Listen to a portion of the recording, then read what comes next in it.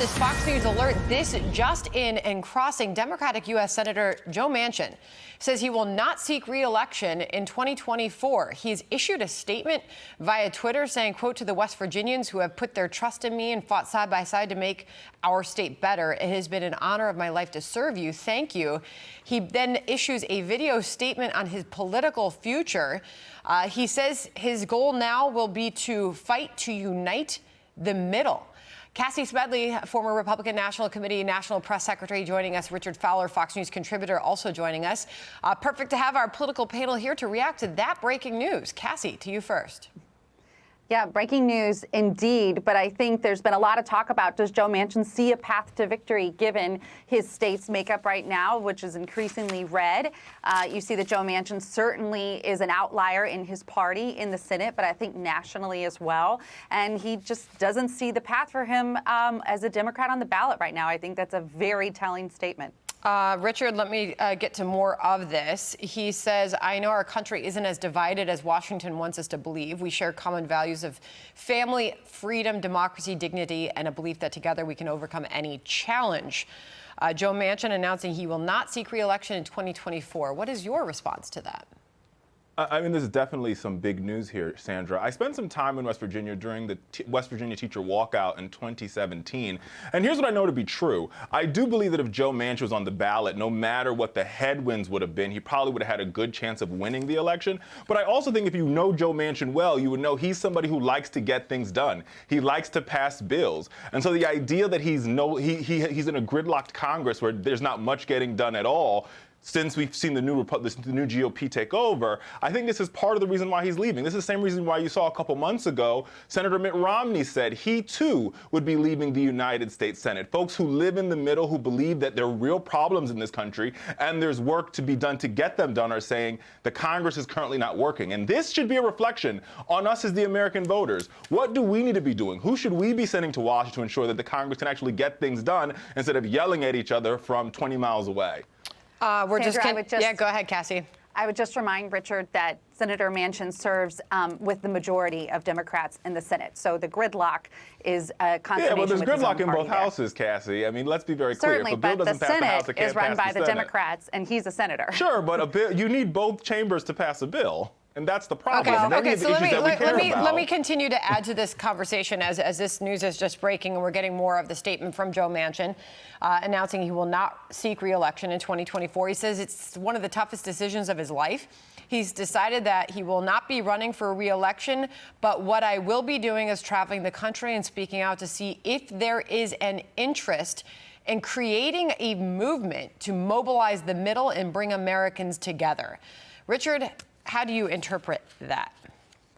Listen, I think this is a very interesting move by the senator, and it comes at a time where, even as we saw in that debate yesterday, as Nikki Haley began to lay out what her position is on abortion, and we've even heard our very own Kelly McEnany lay out her position on abortion. Republicans talking about, well, we have to add to this how we create housing, how we create food programs, how we create public education so folks who decide to give birth to children have the support and the wraparound services they need. That's going to take some spending in Washington. That's going to take some bipartisan efforts, and that's going to take the middle saying there is a way that brings both sides together on this, that requires spending, that requires some tough conversations, and right now in Washington, that's not happening.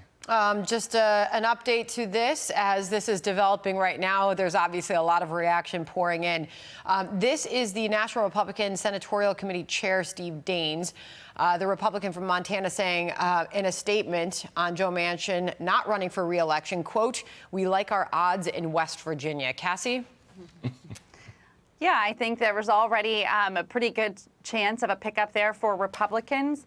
I think they are happy about this news today. But again, to get back to what Richard was saying and to play on that, as you're talking about here, I do think that Joe Manchin wants to be a pragmatist. I think his own party keeps him from doing that so often, and he doesn't see it as a productive place for him anymore until last night's debate. And you mentioned, we talked about Nikki Haley appealing to a more moderate Republican voter. We got to win elections. Republicans realize that. And to have both fringes sort of taking over the conversation is not getting either party there. And so you are seeing an interest in that. At the end of the day, it takes a lot of money to win elections, and there's two-party apparatuses who have the money. So time will tell what Senator Manchin is able to put together. But the people in the middle are crying out for people to talk to them. And I'm glad that our national figures are starting to pay attention to that. Apparently, he was asked about this just a few moments ago by another reporter about his decision to not run for re-election. And Richard, he said, when the time is right, the time is right. There's going to be a lot of speculation as to what the road is ahead for him and obviously what this means for the party.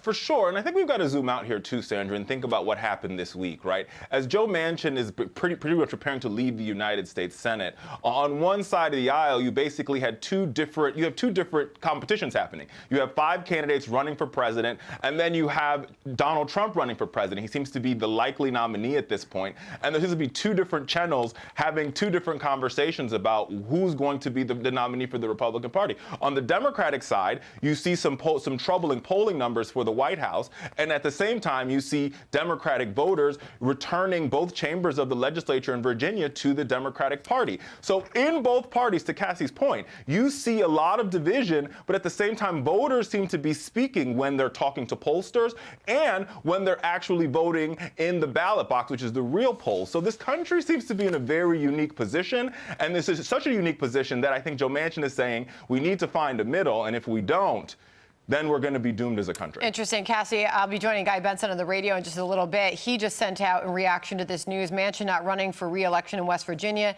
nearly guaranteeing a GOP pickup. You agree with that? Yeah, definitely. Yeah, good news for the GOP. And I think while Richard zoomed out, you have to drill down and look at what happened in Virginia. There was a lot of movement that happened thanks to the efforts of Glenn Youngkin, Governor Youngkin, and his political operation to bring more voters out. They outperformed Biden won districts from 2020. And so there is some good learning silver linings for Republicans that they need to take hold of. But I think the bottom line that we're all saying here is that you got to speak to the broadest part of your electorate, and the leaders that are prevailing are learning that. Just want to get this in here as well. Josh Kraushaar saying big deal. Senate seat now all but guaranteed to flip, Richard. Republicans just need to net 2 seats, one if they win the presidency to take back the Senate. West Virginia puts them at least half the way there already. Real quick final thought on that from you, Richard. No, for sure. Listen, I think it's too early for us to spike the football on any of this. If we were, remember, Sandra, there's been so many of these predictions happening before, the big red wave that didn't come. So before we spike the football, I think it's important to figure out how the voters feel about this. We saw what happened in Virginia, where there was an utter failure by Glenn Youngkin, and this can happen again if Republicans spike the football too soon and don't talk to voters. All right. And I would note, Democrats shouldn't spike the football too soon and think that Virginia is a sign of the country either. No. Okay. All right. Hey, appreciate both of you joining us on the breaking news. Hey, Sean Hannity here. Hey, click here to subscribe to Fox News YouTube page and catch our hottest interviews and most compelling analysis. You will not get it anywhere else.